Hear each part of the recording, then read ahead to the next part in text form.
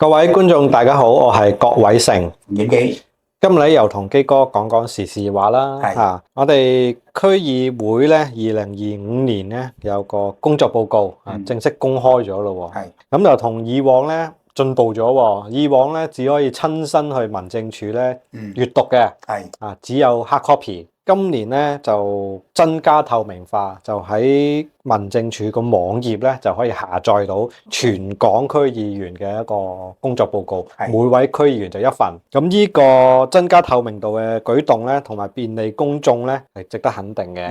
但係當然啦，咁佢實質嘅內容咧，我哋以深水埗區議會20位區議員咧嘅工作報告為案例咧，就喺度分析下佢哋嘅效率啦，同埋佢嘅成效啦，同埋以及佢哋嘅報告機制啦，就希望咧將啲我哋嘅觀察咧分享俾大家。咁我哋不妨睇睇呢個工作報告嘅一啲嘅數字先啦，因為呢個工作報告咧有好大幅度咧，即係講區議員嘅一啲個案嘅數字嘅。咁當中區報告裏邊咧個案咧有關環境衛生啦、交通治安啦、房屋及地區設施啦、協助申請政府服務啦、專業諮詢啦，同埋一般查詢及其他項目嘅。咁當中咧一般查詢及其他咧就意義不明嘅，因為過去2年咧都未有一個好清晰嘅定義。咩叫一般查詢咧？咩叫其他咧？係咪個街坊打上嚟問幾時有嘢派啊？問幾時開放啊？問議員喺咪度啦？呢啲係咪都係等於一般查詢或其他嘅項目咧？呢個係一個定義不清晰啦。我哋睇翻一啲數字喎。深水埗咧有一個個案王嘅喎，一年咧做咗接近2000宗個案喎。嗰位叫做何坤洲議員，但係咧當中咧有1372宗咧列為一般查詢嘅個案。係有好多人去辦事處打電話又好，直接去咧就問下嗰啲問題。係啦，就唔係有關於環境衛生、交通、房屋等等啦，就係一般性啦。問下欽州街邊度啊，點樣行啊，咁都算㗎。呢個冇一個詳細定義，係可能可以歸類㗎，佔咗佢個整體個案成70%嘅喎。但係如果你扣除一般查詢，即係佢實際其他嘅有實際意義嘅工作咧，就係得翻600。針對性嘅有社會問題性嘅社區問題性嘅係得翻30幾。冇錯啦。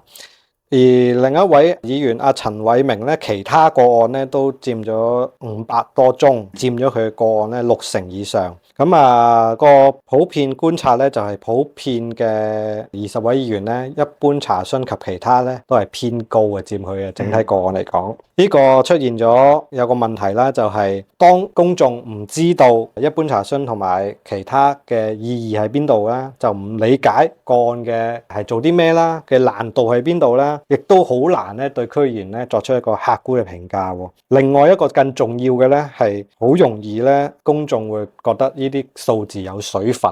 咁呢個問題咧就會對公眾對議員嘅一個預期咧同埋實質咧造成一定嘅落差。基哥以前你做議員嘅時候，呢個數字係算係多定少咧？對你嚟講，我哋咧就冇咁樣去計定呢一個數字嘅。係我做議員嘅時候咧，係親自會見市民嘅，親自即係單對單見街坊，睇下佢哋有咩問題啊。通常係求助嚟嘅。係咁咧就係我一個禮拜差唔多有成4次見市民嘅，上中下都有時間，即係話上午啦、晏晝啦同埋夜晚黑。咁咧就確保咧任何街坊佢任何時間想見我，佢一定揾到時間。當然你上晝嘅可能要何文田，下晝嘅就可能去深水埗，夜晚黑可能去油麻地咁樣樣。咁咧就我嘅上限咧就係一次咧係12個人。咁咧就唔好意思，真係都要排隊排成個月。正正因為太多人排隊，我試過就係當初嗰時一個禮拜只係見一次，排到成2個月。大佬街坊嘅問題都過咗啦，死咗都你未見我。咁我覺得呢個對唔住嘅，因為街坊選你出嚟㗎嘛，你點可能我揾你見有嘢要你幫手2個月先見你？於是一加第2次、第3次、第4次，一個禮拜見幾次？見人4次。如果你咁計咯，即係如果一個禮拜4次，一次12個人，即係48人一個禮拜，咁你乘翻52個禮拜啦。4中20，咁大概都係有2000個，係我自己親自見市民。咁當然你開個辦事處，我哋咧係開，通常咧朝9晚5，咁但係你有啲時間咧係開晏晝夜晚黑，咁咧就好多街坊都會走入嚟，即係問問題啊，提出意見啊，又或者咧好似係一般查詢啊咁呢個我哋又唔好記低嘅。咁聽啲職員講，即係佢哋咧就係淨係見呢啲街坊，搞到佢哋冇時間做嘢。咁所以我哋覺得呢個都可唔可以後來咧就話有啲辦事處咧係旺嘅時間咧，就乜嘢街坊都可以入嚟；有啲唔係咁旺嘅時間咧，我哋就話辦公時間就自己真係啲職員咧，就每日都有翻2-3個鐘即係做工作啊咁樣。咁所以如果你計埋呢個，我都唔識數啦呢個。但係我哋個問題就話頭先講嗰啲係唔係議員自己親自見街坊嘅咧？其實好多人做咗議員之後咧，就升咗上神台噶啦。咁街坊咪職員見咯，職員答咯，職員處理咯咁。我就覺得唔係嘅，因為你作為議員，呢個係你嘅權利，因為你能夠聽到街坊意見咧，係第二個做唔到嘅，第二個聽唔到嘅。第二個亦都係你嘅責任，佢俾咗意見你，你點樣反映俾政府咧？第二就係佢俾向你求助，你點幫到佢咧？咁你冇我投票，你係冇得做議員噶喎。咁當然而家你話，喂，我唔係直選噶喎，你個區得2個直選嘅話，撥2個直選議員做晒佢咯。咁都唔定。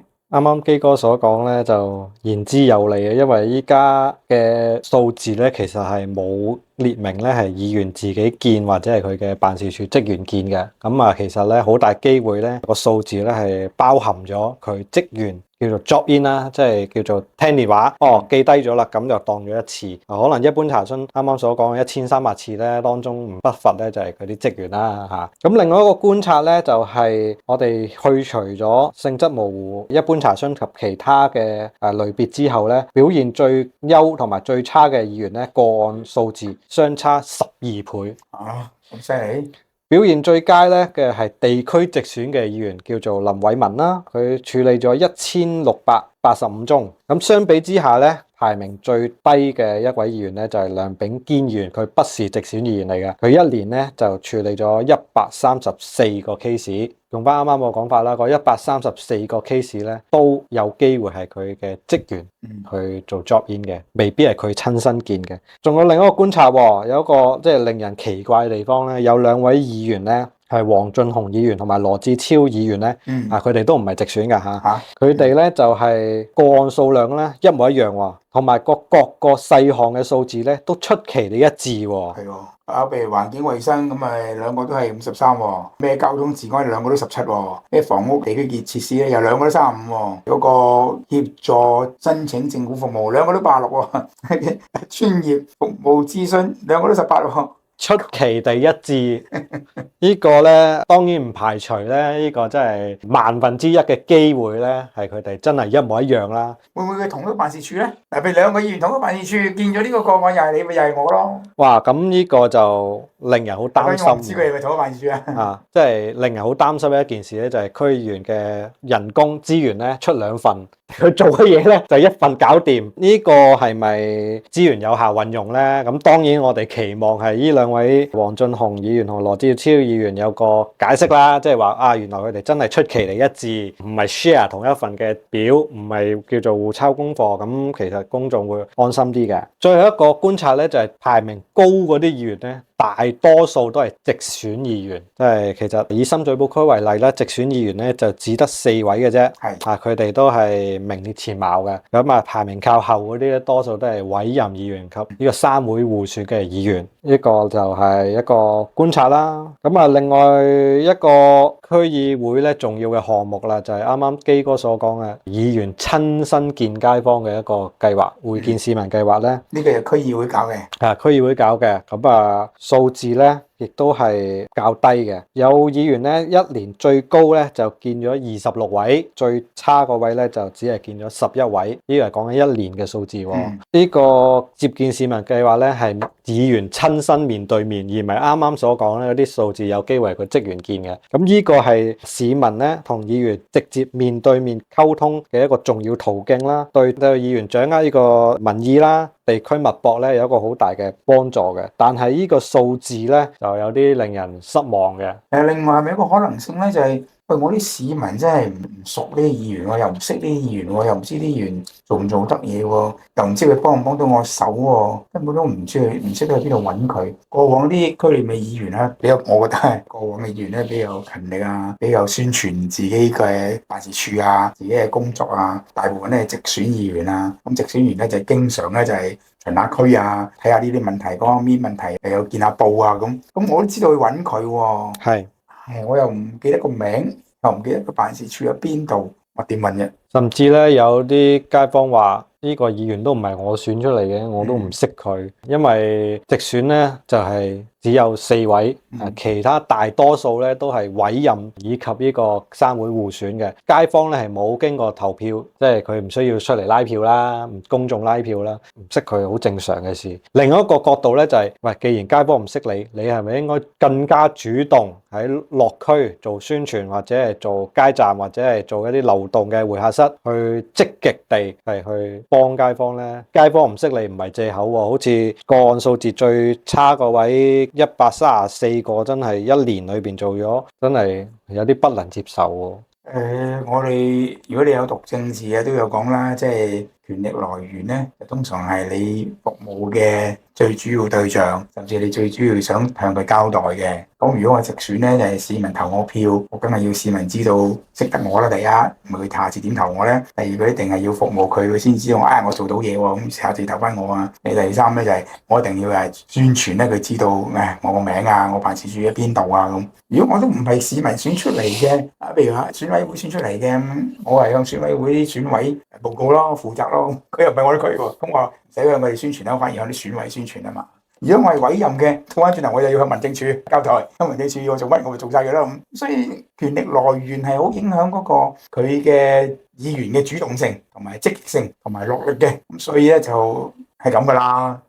所以我哋作為民間嘅人士，又無權無勢，咁啊梗係希望直選嘅議員多啲，甚至過半，甚至全部都係直選嘅，咁先確保選出嚟嘅議員咧，真係服務我哋市民。冇錯啦，咁我哋最後總結一下啦。因為以上問題喺民青局或者民政處咧，就需要重新檢視一下報告嘅一啲項目啦，作出有更加清晰嘅定義啦。即係你唔好將一啲定義變得咁模糊，令到有議員即係乜嘢都放入去，咁問路都放落去，咁令到公眾咧唔可以客觀評價啦。另外咧就係好似啱啱基哥所講啦，就住唔同背景嘅議員咧作出嘅表現咧都有唔同嘅評估或者去做個檢討，亦都就住咧區議會嘅發展同埋議員嘅組成咧作出一啲研究，因為呢個客觀嘅數字都睇得到係直選嘅議員係嘅個案咧大幅度拋離啊呢個委任或者3會互選嘅議員。咁希望未來嘅議員可以加把勁，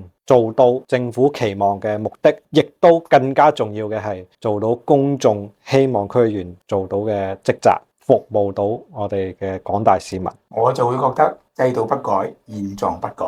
係咁希望各位區議員睇到自己呢份成績表之後，會有所反思啦。我哋下條片再見，拜拜。